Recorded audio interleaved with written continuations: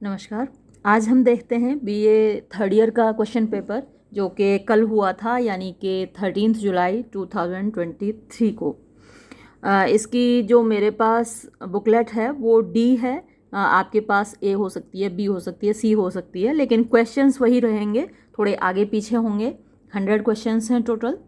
तो मेरी बुकलेट में जो सबसे पहला क्वेश्चन है, the most important function of technical media is to provide. वैसे यहाँ पर इंफॉर्मेशन आना था, लेकिन कोई ऑप्शन है नहीं इंफॉर्मेशन वाला, तो जो बेस्ट ऑप्शन है यहाँ पर एंटरटेनमेंट है। वैल्यूज़ भी हो सकता है, लेकिन वैल्यूज़ के लिए तो हम मॉरल साइंस पढ़ते हैं। मेनली जो टेक्निकल मीडिया की तरफ हम जाते हैं वो एंटरटेनमेंट के लिए जाते हैं। फिर देखिए, general communication is of which type. तो जनरल कम्युनिकेशन किस टाइप का होता है? वर्बल भी होता है, नॉन वर्बल भी होता है, रिटन भी होता है। तो ऑल ऑफ द अबव ये सही जवाब है डी। फिर थर्ड क्वेश्चन देखिए, which mode of communication uses body language and physical gesture. तो इसका सही जवाब है नॉन वर्बल, है ना। जो रिटन है उसमें वर्ड्स होते हैं, लैंग्वेज होती है। वर्बल में वर्ड्स होते हैं, लेकिन जो नॉन वर्बल है उसमें बॉडी लैंग्वेज या फिजिकल जेस्चर होता है। ये मैंने जब क्वेश्चन पेपर डिस्कस किया था, आपके लिए वीडियो अपलोड किया था, वहाँ भी ये कई बार आई थी बात। फिर देखिए, the function of print media is. तो प्रिंट मीडिया का काम क्या है? Freedom of expression, to act as watchdog, advertise. तो ये सारे काम प्रिंट मीडिया करता है, तो ऑल ऑफ द अबव ये सही जवाब है। फिर क्वेश्चन नंबर 5 देखिए, the function of the print media is to aid in the process of economic and social. तो जो फंक्शन है प्रिंट मीडिया का काम है, वो क्या है? एड माने मदद करना, इन द प्रोसेस माने प्रक्रिया में, ऑफ इकोनॉमिक माने आर्थिक, और सोशल माने सामाजिक। तो यहाँ जो दिए हुए हैं ऑप्शंस, इसमें स्टैग्नेशन क्या होता है कि वहीं ठहरे रहना। जब कोई चीज़ ठहर जाती है अपनी जगह पर तो सड़ जाती है। तो सोशल स्टैग्नेशन या इकोनॉमिक स्टैग्नेशन इसका काम नहीं होता। रिवोल्ट, विद्रोह इसका काम नहीं होता। स्टेटस को, मतलब जैसा है वैसा रहना, वो भी इसका काम नहीं होता, बल्कि ट्रांसफॉर्मेशन इसका काम होता है। ट्रांसफॉर्मेशन माने होता है बदलाव, यानी आर्थिक और सामाजिक बदलाव। ये प्रिंट मीडिया का फंक्शन है, उसमें मदद करता है ये। इसके बाद सिक्स्थ क्वेश्चन देखिए। सिक्स्थ क्वेश्चन पूछा है, who is authorise to censor the print media. तो प्रिंट मीडिया को कौन कौन सेंसर कर सकता है? तो यहाँ पर ये जो दे रखे हैं ये सभी कर सकते हैं ना। Chief censor to the government of India, public relations officer जो होता है प्रेस में, वो भी काट छांट के न्यूज़ पेश करता है कि भाई कुछ गलत न चला जाए मैसेज। फिर press information bureau of the government of India, इनके पास भी अधिकार है। तो ये ऑल ऑफ द अबव सही जवाब है। फिर सेवन्थ क्वेश्चन देखिए, the freedom of expression of the print media is the freedom to express, propagate and blank space printed material. तो जो फ्रीडम ऑफ एक्सप्रेशन यानी कि अभिव्यक्ति की स्वतंत्रता है ऑफ द प्रिंट मीडिया की, इज़ द फ्रीडम, वो है आज़ादी, टू एक्सप्रेस, अभिव्यक्त करने की। प्रोपेगेट माने होता है किसी चीज़ को बढ़ावा देना, प्रोपेगेंडा होता है ना, किसी चीज़ को बढ़ावा देते हैं। एंड ब्लैंक स्पेस तो सर्कुलेट इसमें सही जवाब है ना, फैलाना, प्रिंटेड मटेरियल को फैलाना समाज में। फिर देखिए, जो एट्थ क्वेश्चन है, how many people prefer to read newspapers. बहुत सारे लोग अखबार पढ़ना पसंद करते हैं, रेदर देन वॉच टेलीविज़न, बजाय टेलीविज़न देखने के। बिकॉज दे कैन गेट, क्योंकि वो प्राप्त कर सकते हैं blank space of the happenings, यानी घटनाओं की क्या चीज़, डिटेल्स प्राप्त कर सकते हैं, है ना। टीवी पर उतनी डिटेल्स नहीं होती, तो अखबार में, हालांकि आजकल तो टीवी पर बहुत ज़्यादा डिटेल में किसी भी घटना को खींचते रहते हैं, घंटों उस पर डिबेट होती रहती है। लेकिन यहाँ जो ऑप्शंस दे रखे हैं उनमें डिटेल्स सबसे सही जवाब है। नाइन्थ क्वेश्चन देखिए, the press is regarded as the, यानी प्रेस को माना जाता है फोर्थ पिलर ऑफ डेमोक्रेसी, यानी लोकतंत्र का चौथा खंभा माना जाता है। ये क्वेश्चन जो पिछला पेपर अपलोड किया था मैंने उसमें भी था, ये बहुत इंपॉर्टेंट क्वेश्चन है। Which is not a function of print media, यानी इनमें से प्रिंट मीडिया का कौन सा फंक्शन नहीं है? नॉन वर्बल कम्युनिकेशन इसका फंक्शन नहीं है, बाकी ये जो तीनों दिए हैं ये हैं फंक्शन। फिर देखिए 11th question, which is not a component of print media. इनमें से प्रिंट मीडिया का कंपोनेंट कौन सा नहीं है? तो देखिए, मैगजीन्स, पैम्फलेट्स और न्यूज़पेपर्स तो प्रिंट होके ही आते हैं, लेकिन टेलीविज़न वो तो विजुअल मीडिया है। सुनते हैं आप, टीवी देखते हैं, तो वो प्रिंट मीडिया का फंक्शन नहीं है, मतलब कंपोनेंट नहीं है। फिर देखिए next, a newspaper printed and circulated every day is also called है। जो अखबार रोज़ाना छपता है और बढ़ता है उसको क्या कहते हैं, हम डेली कहते हैं, है ना, दैनिक समाचार पत्र। तो ये सही जवाब है इसका बी। फिर देखिए नेक्स्ट क्वेश्चन क्या कह रहा है, the Hindustan Times and the Times of India are examples of. तो ये दोनों जो अखबार हैं वो नेशनल डेली हैं, यानी राष्ट्रीय रोज़ाना छपने वाले समाचार पत्र हैं, पूरे देश में छपते हैं, बढ़ते हैं। फिर है when did the magazine boom happen in India, यानी भारत में मैगज़ीन्स का बूम कब हुआ था, मतलब बहुत ज़्यादा मात्रा में जब मैगज़ीन्स पब्लिश हुई थी, तो वो 1980s का दौर था। फिर देखिए who was the first English printer, यानी अंग्रेज़ी पहला अंग्रेज़ प्रिंटर कौन था, वो विलियम कैक्सटन था। कैक्सटन की प्रिंटिंग प्रेस थी सबसे पहले इंग्लैंड में स्थापित की। फिर who started his own printing press in mid 15th century, यानी किसने अपनी खुद की प्रिंटिंग प्रेस शुरू की मिड 15th सेंचुरी में, यानी 15वीं शताब्दी के आधी 15वीं शताब्दी के आसपास। यहाँ पे इटली दिया हुआ है, वैसे यहाँ जर्मनी आना चाहिए था, क्योंकि जर्मनी में शुरू हुई थी प्रिंटिंग प्रेस और वो जोहानस गुटेनबर्ग ने शुरू की थी। तो गुटेनबर्ग जो थे जो जर्मन थे, तो जर्मनी में प्रिंटिंग प्रेस उन्होंने स्थापित की थी। यहाँ मेरे हिसाब से इटली की जगह वो जर्मनी आना चाहिए।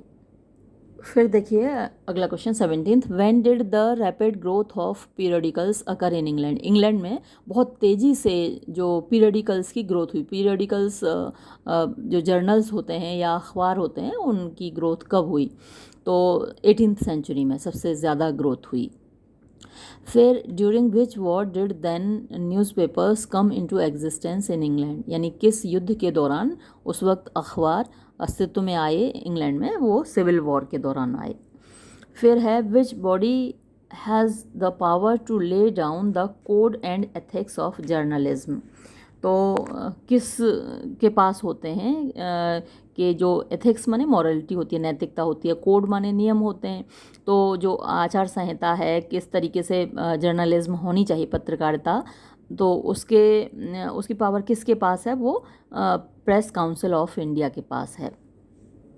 फिर देखिए which among the following is not a news agency in India, इनमें से कौन भारत में न्यूज़ एजेंसी नहीं है। यूनाइटेड न्यूज़ एजेंसी इंडिया की नहीं है ना, पीटीआई इंडिया की है, प्रेस काउंसिल ऑफ इंडिया, समाचार भारती, यूनाइटेड न्यूज़ एजेंसी ये इंडिया की नहीं है।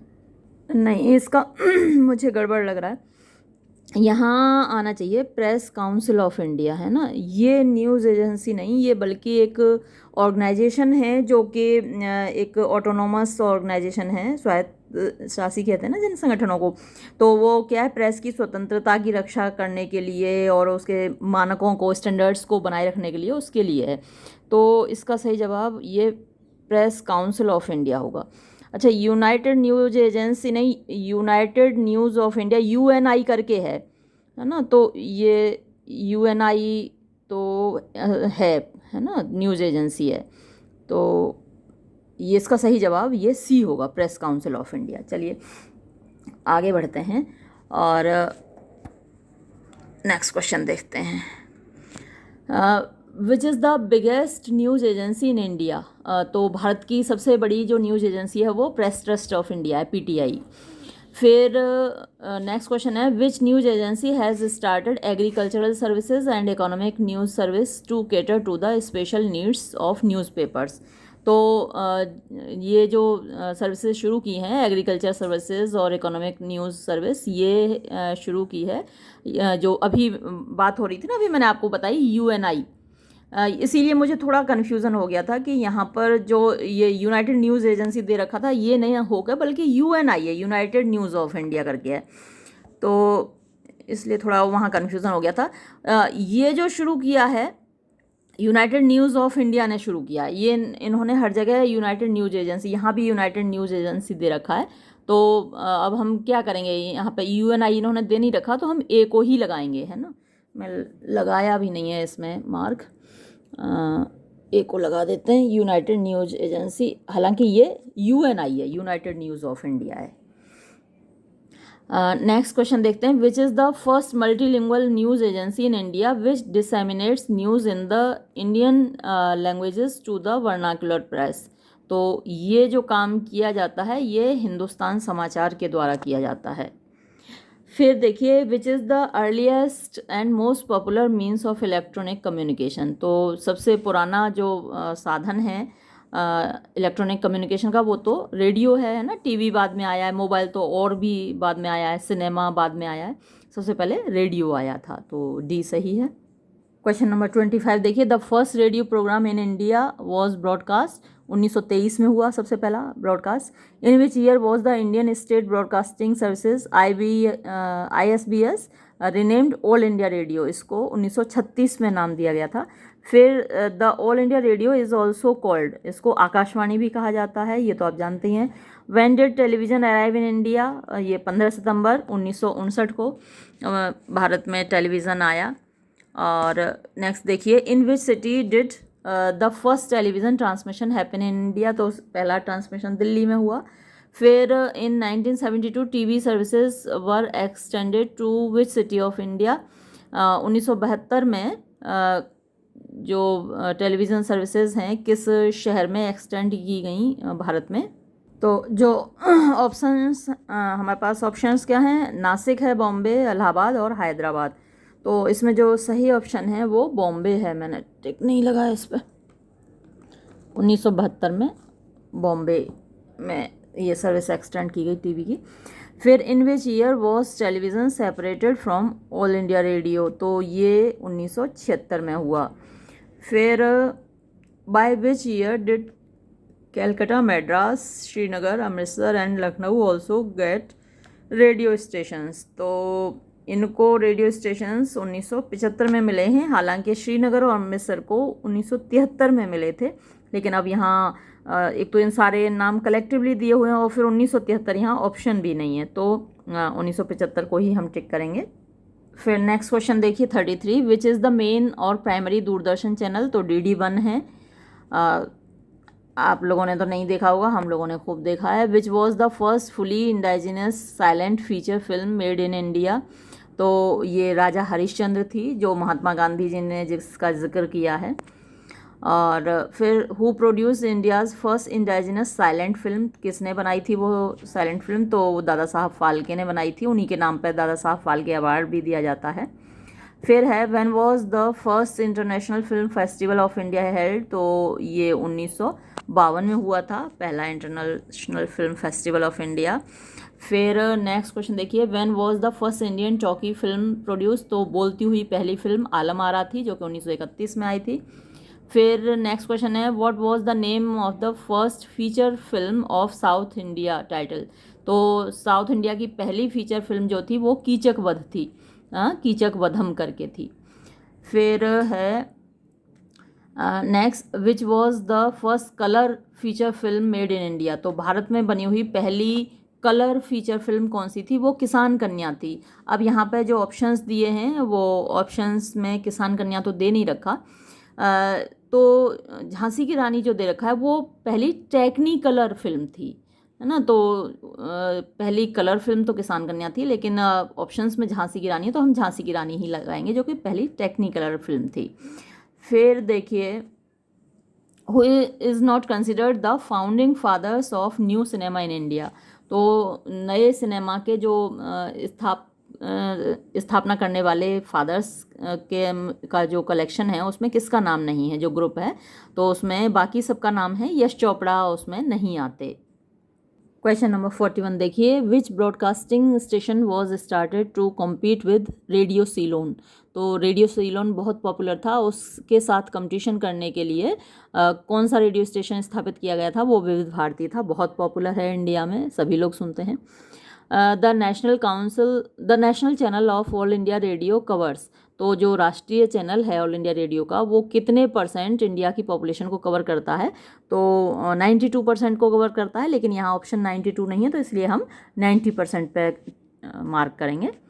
फिर नेक्स्ट देखिए, which service comes under All India Radio's 3 tier system of broadcasting. तो ऑल इंडिया रेडियो का जो 3 टियर सिस्टम ब्रॉडकास्टिंग है उसमें कौन सी सर्विस आती है। अब यहाँ उसमें 3 tier सिस्टम में नेशनल, रीजनल और लोकल आता है। अब यहाँ पर देखिए जो इन्होंने दे रखा है नेशनल, रीजनल और एक्सटर्नल दे रखा है।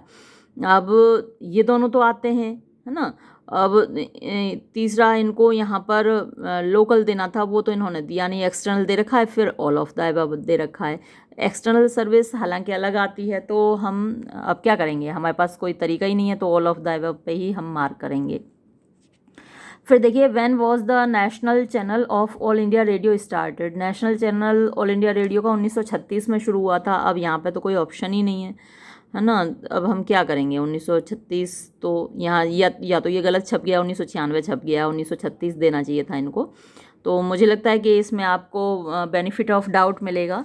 आपने कोई भी अगर मार्क किया होगा तो आपको उसके मार्क्स मिलेंगे, ये गलत छपा हुआ है। फिर देखिए what % of time is devoted to film music by Vividh Bharati and commercial broadcasting stations in India. तो भारत में जो विविध भारती है, दूसरे कमर्शियल ब्रॉडकास्टिंग स्टेशन हैं, तो वो कितना टाइम डिवोट करते हैं फिल्म म्यूज़िक का, तो 60% टाइम वो डिवोट करते हैं। आपने देखा होगा विविध भारती जब सुनते हैं तो 60% टाइम उसमें फिल्मों के गाने ही आते रहते हैं। फिर देखिए what are the 3 main pillars of AIR, all India radio program composition. तो 3 जो पिलर्स हैं, न्यूज़ है, म्यूज़िक है, स्पोकन वर्ड है, तो ऑल ऑफ द अबव इसका सही जवाब होगा। फिर देखिए वॉज विविध भारती स्टार्टेड। तो विविध भारती शुरू हुआ था अक्टूबर 1957 में। इसमें दे रखा है 2 अक्टूबर, वैसे 3 अक्टूबर को शुरू हुआ था। फिर देखिए which among these does Doordarshan offer in its 3 tier program. तो 3 tier प्रोग्राम अभी बात हुई थी, अच्छा वो रेडियो का था। तो दूरदर्शन का जो 3 tier प्रोग्राम है उसमें भी यही है, national program, regional program, local program. तो यहाँ जो जवाब है ऑल ऑफ द अबव आएगा। यही उनको वहाँ देना था, है ना। क्वेश्चन नंबर जो 43 था ना, इसमें भी यही देना था, जैसे 48 में दिया है ऐसा ही इनको यहाँ भी देना था। तो चलिए कोई बात नहीं, यहाँ भी ऑल ऑफ द अबव ही जवाब होगा। फिर क्वेश्चन नंबर 49 देखिए, from which city do national programs of Doordarshan originate from. यानी फ्रॉम देखिए 2 बार लगा दिया, एक ही जगह फ्रॉम आना चाहिए था। तो नेशनल प्रोग्राम दूरदर्शन के कहाँ से निकलते हैं, वो दिल्ली से निकलते हैं। The national program of Doordarshan are broadcast in which language. तो नेशनल प्रोग्राम्स जो होते हैं दूरदर्शन के वो हिंदी और इंग्लिश में होते हैं, बी सही ऑप्शन है। फिर विच programme projects the states culture issues problems etcetera. तो स्टेट की जो कल्चर है, स्टेट की जो इश्यूज़ हैं या स्टेट की जो प्रॉब्लम्स होती हैं, है ना, किसी भी राज्य की, तो वो रीजनल प्रोग्राम में आती हैं, है ना। चल आपको दिख नहीं रहा होगा, तो रीजनल प्रोग्राम में आती हैं, तो हमारा जो सही जवाब होगा वो बी होगा। फिर नेक्स्ट क्वेश्चन देखिए, in which programme of Doordarshan do we see the direct participation of the people who speak their local and regional dialects. तो उन लोगों का सीधा सीधा पार्टिसिपेशन कौन से प्रोग्राम में दिखता है दूरदर्शन के में, जो कि लोकल लैंग्वेज बोलते हैं या रीजनल लैंग्वेज बोलते हैं, तो वो लोकल प्रोग्राम्स में दिखता है। जैसे मथुरा आकाशवाणी है हमारे यहाँ पर, तो उसमें यहाँ ब्रज भाषा के काफ़ी प्रोग्राम्स दिखते हैं मथुरा के लोकल लोगों के। फिर नेक्स्ट देखिए, how much time does local program get on Doordarshan. Doordarshan पर कितना समय मिलता है लोकल प्रोग्राम को, तो जो सही जवाब है वो 1 घंटा है। Doordarshan program is of which type. Doordarshan program किस टाइप के होते हैं, इन्फॉर्मेशनल होते हैं, एजुकेशनल होते हैं, एंटरटेनमेंट होते हैं, यानी आपको सूचना भी मिलती है, शिक्षा भी मिलती है और मनोरंजन भी होता है, तो ऑल ऑफ द अबव सही जवाब है। फिर देखिए, अ लेटर इज़ अ खाली जगह रिप्रेजेंटिंग अ साउंड। तो जो लेटर होता है, लेटर माने अक्षर, तो वो अल्फ़ाबेट है जो कि एक साउंड को रिप्रेजेंट करता है। वैसे साइन भी यहाँ पर हो सकता था, यूनिट भी हो सकता था, है ना। लेकिन अब जो ऑप्शंस हैं इतने सारे हैं हमारे पास, तो इसमें अल्फ़ाबेट हम मार्क करेंगे। फिर देखिए, the tools which make a bridge. वो यंत्र जो कि एक ब्रिज बनाते हैं, माने कि पुल बनाते हैं, जोड़ते हैं between the sender and the receiver of a message. यानी जिसने मैसेज भेजा है और जिसने मैसेज प्राप्त किया है, उन दोनों के बीच में पुल कौन बनाता है, चैनल, है ना। तो सही जवाब हमारा बी होगा, यानी चैनल माने माध्यम होता है, तो बी सही जवाब है। फिर क्वेश्चन नंबर 57 देखिए, to decode a message is to. यानी एक मैसेज को डिकोड करने से क्या तात्पर्य है। इंटरप्रेट अ मैसेज, यानी मैसेज की व्याख्या करना, उसका अर्थ निकालना। फिर 58 देखिए, which among the following is not a means of mass communication, तो इनमें से कौन सा मास कम्युनिकेशन का एक साधन नहीं है। रेडियो है, टेलीविज़न है, सिनेमा है, टेलीफोन नहीं है। फिर देखिए विच, ये पहले भी था, इसमें बहुत सारे क्वेश्चंस वो हैं जो मैंने पिछला वीडियो अपलोड किया था आपके लिए 2018 का, बहुत सारे क्वेश्चंस हैं उसी में से। फिर देखिए which type of audience are addressed by mass communication, तो मास कम्युनिकेशन के द्वारा किस प्रकार की ऑडियंस को एड्रेस किया जाता है, संबोधित किया जाता है, तो इसमें सही जवाब हेट्रोजीनियस आएगा। ये क्वेश्चन भी था 2018 में। तो हेट्रोजीनियस माने अलग अलग प्रकार के जो लोग होते हैं, यानी सभी को संबोधित करता है मास कम्युनिकेशन। फिर है द प्रिंट मीडिया इज़, तो प्रिंट मीडिया वर्बल कम्युनिकेशन है। फिर next question, which among the following is not a Hindi daily, तो इनमें से कौन सा एक हिंदी का समाचार पत्र नहीं है, ये क्वेश्चन भी था। द हिंदुस्तान ये हिंदी का है, द हिंदुस्तान टाइम्स ये अंग्रेज़ी का है ना, अमर उजाला हिंदी का है, ये तो सबके घर आता ही है, दैनिक जागरण सबके यहाँ आता ही है, तो हिंदुस्तान टाइम्स अंग्रेज़ी का है। फिर नेक्स्ट देखिए, which means of communication has visual and audio facilities, तो विजुअल ऑडियो फैसिलिटीज़ किस किस में होती हैं, रेडियो में तो विजुअल नहीं होता, रेडियो में केवल ऑडियो फैसिलिटी होती है, यानी केवल सुनाई देता है। विजुअल माने जो दिखाई देता है, तो मोबाइल में सुनाई भी देता है, दिखाई भी देता है, टेलीविज़न में सुनाई देता है, दिखाई देता है, तो बोथ ए एंड बी होगा। फिर which agency is responsible for the promotion of books in India, तो जो इंडिया में बुक्स को प्रमोट करती है वो national book trust of India है। फिर है the document that is use to communicate with in the organisation is called, देखिए ये क्वेश्चन भी वहाँ था। तो एक ऑर्गेनाइजेशन के अंदर जो डॉक्यूमेंट, जिस डॉक्यूमेंट के माध्यम से कम्युनिकेट किया जाता है वो मेमो कहलाता है। फिर देखिए, gathering only facts without trying to understand the content while listening, यानी केवल फैक्ट्स को गैदर करना बजाय ये समझने के कि कंटेंट कह क्या रहा है, समझने की बजाय केवल फैक्ट्स को गैदर करना, तो ये क्या है, barrier to effective listening skills, यानी इफ़ेक्टिव तरीके से आप नहीं सुन रहे हैं, है ना, अगर आप कंटेंट का मीनिंग ढंग से नहीं समझ रहे हैं तो ये इफ़ेक्टिव लर्निंग नहीं है, तो यहाँ डी सही जवाब होगा।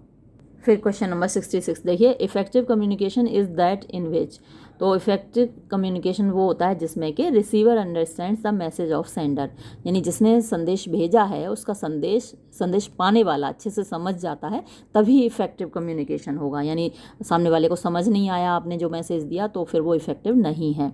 Skimming means reading quickly to know, skimming का मतलब होता है कि तेज़ी से पढ़ना, to know what it is about, यानी कि भाई किस बारे में है, कोई आर्टिकल है या कोई बुक है किस बारे में, तो वो फटाफट से पढ़ना तेज़ी से, वो स्किमिंग कहलाता है।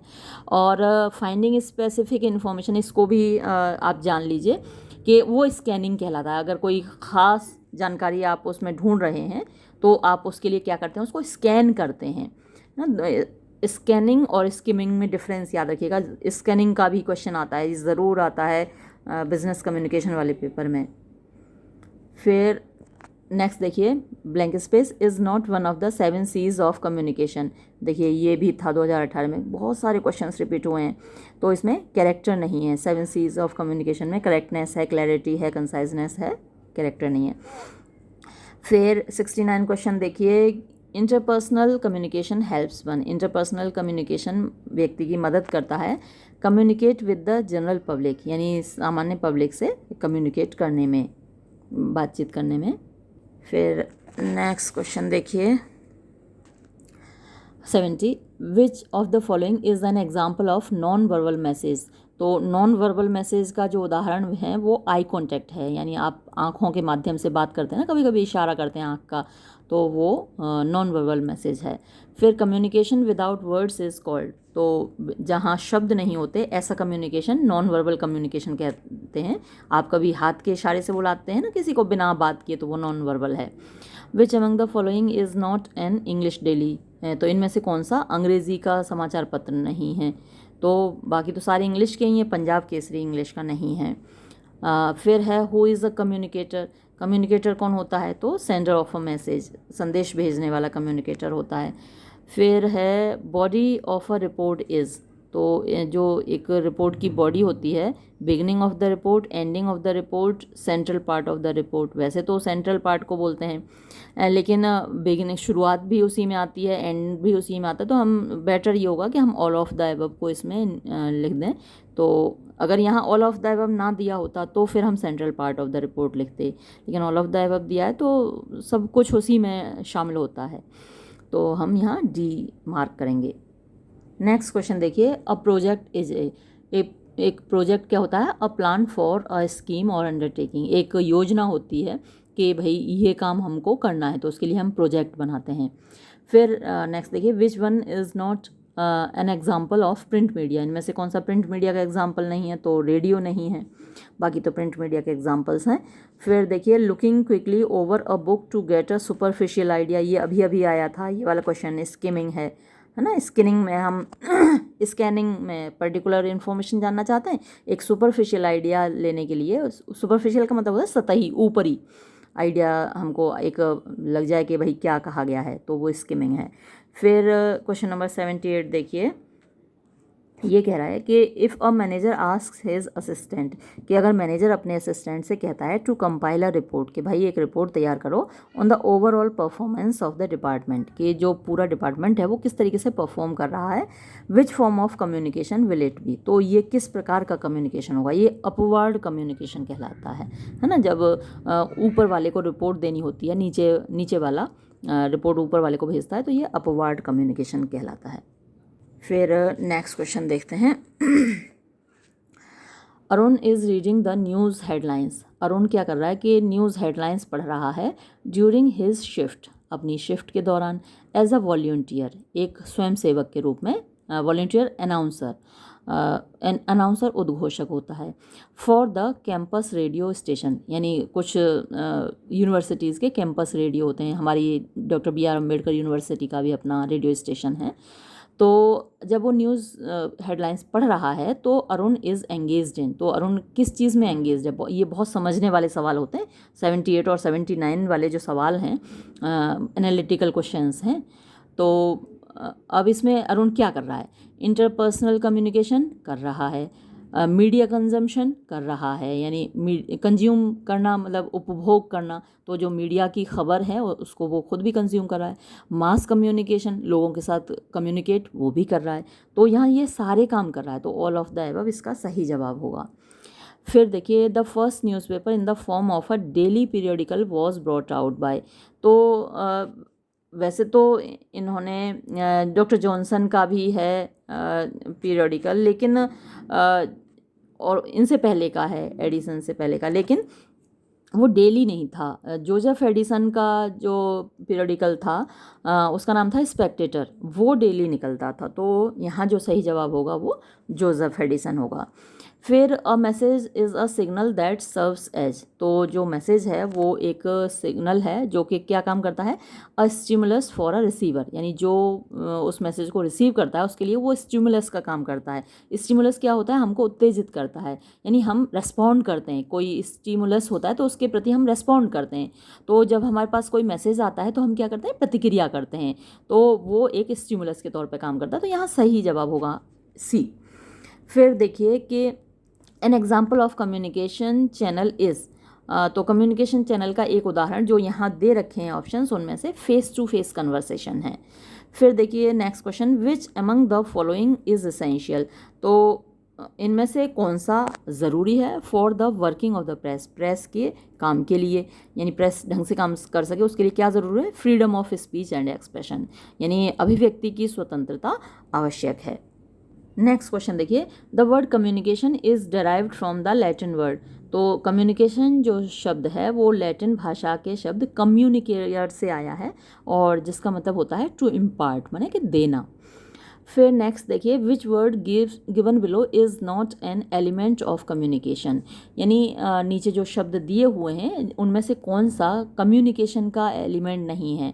तो कम्युनिकेटर तो चाहिए जो संदेश दे रहा है, और चैनल यानी कि माध्यम चाहिए, किसी माध्यम से ही तो संदेश जाएगा, फीडबैक रेस्पॉन्स होता है तो वो भी ज़रूरी होता है, तो यहाँ डिप्लोमेट की कोई ज़रूरत नहीं है।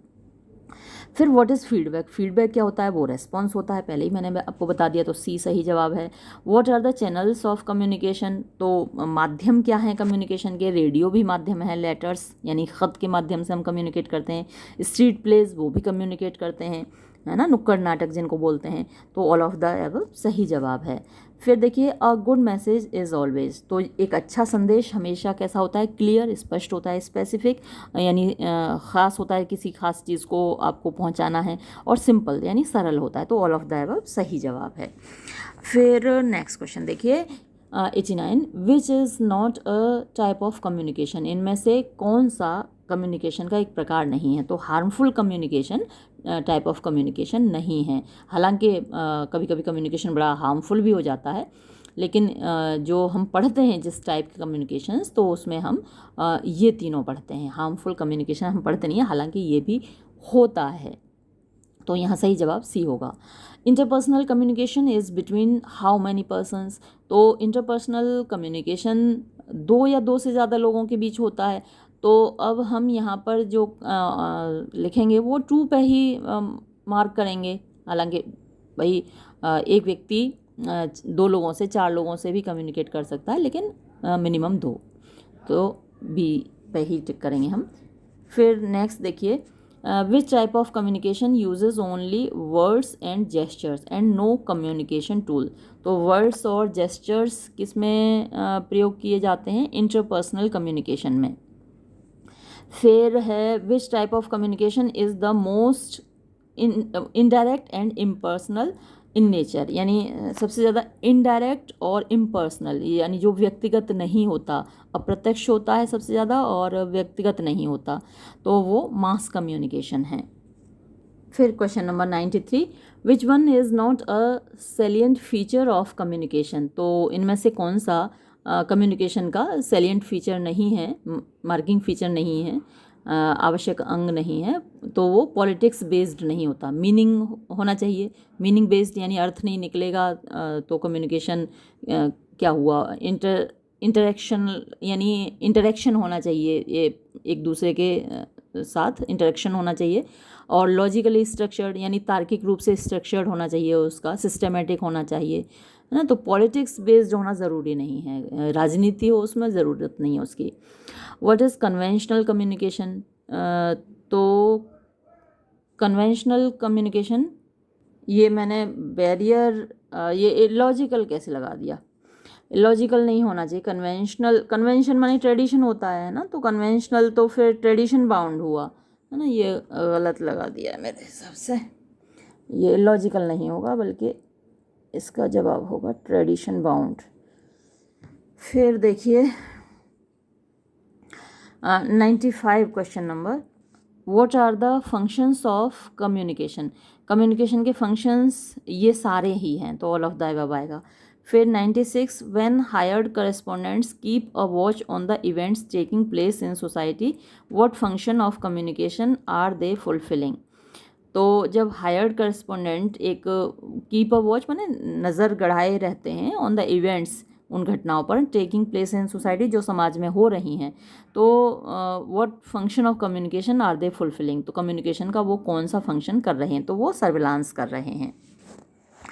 फिर देखिए analytical articles and editorials come under which function of communication, तो जो एनालिटिकल आर्टिकल्स होते हैं यानी विश्लेषणात्मक आर्टिकल्स होते हैं, लेख होते हैं, और एडिटोरियल होते हैं अखबार में, तो वो कौन सा फंक्शन कर रहे हैं कम्युनिकेशन का, तो वो परसुएसिव होते हैं, यानी आपको अपनी राय की तरफ वो मोड़ना चाहते हैं। आपने एडिटोरियल पढ़ा होगा, तो जो एडिटर होता है वो चाहता है कि आप उसका लेख पढ़ के उसके जैसी राय बनाएं, है ना, तो इसीलिए जो एडिटर्स होते हैं काफ़ी इंपॉर्टेंट हो जाते हैं समाज में।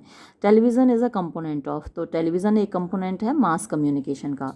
फिर communication between a person and a group of persons is classified as, तो ये इंटरपर्सनल कम्युनिकेशन कहलाता है। फिर लास्ट क्वेश्चन देखिए, which type of communication is directed towards a relatively large sized heterogeneous and anonymous audience, तो इसका सही जवाब मास कम्युनिकेशन होगा, यानी लार्ज साइज माने बहुत बड़ा तबका होता है, हेट्रोजीनियस का मतलब अलग अलग प्रकार के लोग उसमें शामिल होते हैं, एनोनिमस यानी जिनके हम नाम नहीं जानते, वो ऑडियंस यानी वो श्रोता या वो दर्शक इनसे जुड़ा होता है। मास कम्युनिकेशन है ना, टीवी पर जो प्रोग्राम कर रहे हैं उनको नहीं मालूम कि कौन कौन देख रहा है, तो इसलिए एनोनिमस ऑडियंस है ना। हेट्रोजेनियस इसलिए है कि उसको पंजाब वाले देख रहे हैं, बंगाल वाले देख रहे हैं, हम भी देख रहे हैं, यूपी वाले भी देख रहे हैं, बिहार वाले भी देख रहे हैं, तो ये हेट्रोजीनियस हुआ। और लार्ज साइज़ तो है ही, है ना। कोई भी प्रोग्राम आता है टीवी पर, कपिल शर्मा शो आता है तो पूरा इंडिया देखता है, विदेशों में भी लोग देखते हैं, तो ये इसका सही जवाब है मास कम्युनिकेशन। और ये आज का पेपर है, यानी कि 14 जुलाई 2023 को थर्ड पेपर। और इसका मैंने कल रात को जो पेपर अपलोड किया था उसमें से काफ़ी क्वेश्चंस आए हैं। कल रात को मैंने वीडियो अपलोड किया था जल्दबाजी में, अगर जिन लोगों ने रात वाला वीडियो देखा होगा तो वो आराम से इसको कर पाए होंगे। काफ़ी क्वेश्चंस रिपीट भी हो गए उसी में से। अब देखिए थोड़ा सा पैटर्न डिफरेंट था। जो पिछले साल का पैटर्न था उसमें से 10 में से 4 क्वेश्चन आपको करने थे, लेकिन यहाँ सेक्शंस में बांट दिया, ABC सेक्शन कर दिया, लेकिन क्वेश्चंस काफ़ी रिपीट हुए हैं। तो attempt any 5 questions of section A में से आपको 5 करने थे, सेक्शन B से आपको 3 करने थे और 2 क्वेश्चन सेक्शन C से करने थे। तो सेक्शन ए को पहले देख लीजिए। देखिए बिल्कुल ऐसा का ऐसा ही क्वेश्चन रिपीट हो गया, ये पिछले साल का। If girl is written as FJSK in certain code, तो उसी कोड में बॉय कैसे लिखा जाएगा, तो APZ लिखा जाएगा। रात भी मैंने आपको बताया था कल। और फिर नेक्स्ट क्वेश्चन देखिए, which of these is the first thing to mention in a notice, तो नोटिस में सबसे पहले नेम ऑफ द ऑर्गेनाइजेशन लिखा जाता है। फिर notice should be written in, तो नोटिस जो लिखा जाता है वो थर्ड पर्सन में लिखा जाता है। Which of these is not a part of a letter, तो जो फोटो है वो लेटर का पार्ट नहीं होता, बाकी डेट, ग्रीटिंग और सिग्नेचर ये लेटर के पार्ट होते हैं। फिर नेक्स्ट क्वेश्चन देखिए, when you are writing a formal letter, जब आप एक औपचारिक ख़त लिख रहे हैं, what information might you need, तो आपको किस इन्फॉर्मेशन की ज़रूरत है, डेट की आपको ज़रूरत है, नाम की भी ज़रूरत है, कॉन्टैक्ट डिटेल्स की भी ज़रूरत है, तो ऑल ऑफ दीज होगा सही जवाब। फिर choose the correct alternative having the same relationship as the original pair of words as brutal and cruel, ये देखिए पिछले साल के पेपर में भी था और आज फिर आ गया। तो ब्रूटल और क्रूअल में जो रिलेशन है वही कवर और कंसील में, सेम क्वेश्चन उठा के रख दिया है। और ये भी देखिए 7th क्वेश्चन, ये भी सेम पिछले साल का उठा के रख दिया। डायमंड इज कोडेड एज, तो ये डायमंड को उल्टा कर दिया इन्होंने, है ना। डायमंड की जो स्पेलिंग है उल्टी लिख दी है यहाँ पर। अब वैसे ही पर्सन की स्पेलिंग जब हम उल्टी करके लिखेंगे तो ये हो जाएगी NOSREP, तो ये सही जवाब D होगा। फिर encoding is important because, encoding क्यों महत्वपूर्ण है, क्योंकि it guarantees that one's message will be decoded, ये इस बात की गारंटी देता है कि आपका मैसेज वहाँ जाके डिकोड हो जाएगा और जिसको जो आप समझाना चाहते हैं वो तो समझ लेगा, बाकी लोग नहीं समझेंगे, तो वो इसलिए इम्पॉर्टेंट है। फिर सेक्शन B देखिए, what is logical and reasoning ability, तो ये मैंने कल के वीडियो में आपको बताया ही था, सेम क्वेश्चन रिपीट हो गया है। लॉजिकल और रीजनिंग एबिलिटी कल का वीडियो आपने देखा ही है, नहीं देखा है तो देख लीजिए, उसमें मैंने आपको आंसर दे रखा था। फिर describe in your own words what do you understand by the term comprehension, ये भी कल रात को मैंने कराया था आपको इस क्वेश्चन का आंसर। फिर what do you understand by the term skill, skill क्या होती है, यानी एबिलिटी होती है किसी भी काम को करने की क्षमता, स्किल कहलाती है। फिर what are the measures one take to improve one's comprehension skills, यानी अपनी कॉम्प्रीहेंशन स्किल्स इम्प्रूव करने के लिए आप क्या क्या काम कर सकते हैं, है ना। तो आपको ज़्यादा से ज़्यादा पढ़ना होगा, चीज़ों को समझना होगा, वोकेबुलरी इम्प्रूव करनी होगी कॉम्प्रीहेंशन स्किल्स बढ़ाने के लिए। फिर explain the different levels of comprehension, तो ये देखिए ये पिछले साल भी था क्वेश्चन, ये सारे क्वेश्चंस पिछले साल थे और ये रात मैंने आपको बताए भी थे अलग अलग जो लेवल्स हैं कॉम्प्रीहेंशन के। फिर explain the role of logical and reasoning ability in comprehension, तो जो रोल है, जो भूमिका है लॉजिकल और रीजनिंग एबिलिटी की कॉम्प्रीहेंशन में, वो आपको एक्सप्लेन करनी है। पैराफ्रेजिंग क्या है, किसी की बात को अपनी भाषा में कहना पैराफ्रेजिंग कहलाता है ना। जैसे शेक्सपियरियन ड्रामा है तो उनको अपनी भाषा में समझाना पैराफ्रेजिंग कहलाता है, मैंने आपको कई सारे ड्रामा समझाए भी हैं, तो वो पैराफ्रेजिंग कहलाता है। फिर explain the difference between public nature and advertisement, तो एडवर्टाइजमेंट और पब्लिक नेचर के पब्लिसिटी आप कह सकते हैं कि पब्लिसिटी और एडवर्टाइजमेंट में जो डिफरेंस है, यानी एडवर्टाइजमेंट पेड होता है, आप पैसे देकर एडवर्टाइज़ करते हैं, और जो पब्लिसिटी है वो ऐसे ही लोगों के बीच फैल जाती है। और अब सेक्शन सी है, इसके जो आंसर्स होंगे काफ़ी आपको बड़े बड़े लिखने होंगे। What are the basic qualities of communicative skill, communicative skill की मौलिक विशेषताएं क्या हैं, तो आपको सारी विशेषताएं बतानी है कम्युनिकेटिव स्किल की। सेकंड क्वेश्चन है, write a note on the scenario which promotes grapevine communication. तो आपको यहाँ पर ग्रेप वाइन कम्युनिकेशन के बारे में बताना है, यानी जो र्यूमर्स फैलती हैं समाज में, बहुत तेज़ी से फैलती हैं और ये बिजनेस के फील्ड में भी फैलती हैं। जैसे कि किसी कर्मचारी ने कहा कि पता है तुम्हें, कंपनी की जो नीतियां हैं वो बदलने वाली हैं और इन लोगों को प्रमोट किया जाएगा, उन लोगों को प्रमोट किया जाएगा। अब एक कर्मचारी ने सुना, उसने पूरे में फैला दी ये बात। अभी उसका कोई बेस नहीं है और नीतियां बदली भी नहीं है पॉलिसीज़ कंपनी की, लेकिन वो बात पूरे में फैल जाती है। तो ये क्या है, ग्रेप वाइन कम्युनिकेशन कहलाता है। तो इस पर आप बहुत बड़ा सा एक ऐसे लिख सकते हैं। तो ये सारे ऐसे टाइप क्वेश्चंस हैं, काफ़ी बड़े बड़े आपको आंसर देने होंगे। फिर write a note on the role that language plays in effective communication. अब भाषा का क्या रोल है इफेक्टिव माने प्रभावशाली कम्युनिकेशन में। तो भाषा का तो सबसे बड़ा रोल है। अगर भाषा पे आपका कमांड नहीं है तो आप इफेक्टिव कम्युनिकेशन कैसे कर पाएंगे। तो ये आपको बड़ा सा ऐसे लिखना होगा भाषा के रोल पर। फिर bring out the difference between general and technical communication by giving a detailed account of both these communication. तो एक तो जनरल कम्युनिकेशन होता है, सामान्य कम्युनिकेशन होता है, हम रोज़मर्रा में करते ही हैं एक दूसरे से कम्युनिकेशन। एक तकनीकी कम्युनिकेशन होता है, तो दोनों में डिफरेंस आपको बताना है। फिर write a detailed note on the growing dominance of internet media over all other media. यानी इंटरनेट का जो मीडिया है वो कैसे बाकी के मीडिया पर छा रहा है। यानी आजकल व्हाट्सएप और फेसबुक, इंस्टाग्राम और जितने भी गेम्स हैं, पबजी है, उसने तो क्या क्या कमाल कर डाले हैं। तो ये सब कुछ किसके माध्यम से चलता है, इंटरनेट के माध्यम से चलता है और यही सबसे ज़्यादा डोमिनेट कर रहा है ना। इतना सिनेमा और टीवी, रेडियो, ये सब इतना आजकल डोमिनेट नहीं कर रहे हैं, इनके रोल सेकेंडरी हो गए हैं। सबसे ज़्यादा इंटरनेट मीडिया कमाल कर रहा है। तो वो सारे एग्जांपल्स देते हुए आप गेम्स का और सारी जो सोशल मीडिया है वो इंटरनेट के माध्यम से काम करता है, तो उन सब के एग्जांपल्स देते हुए आप इस पर बहुत बड़ा सा एक ऐसे लिख सकते हैं।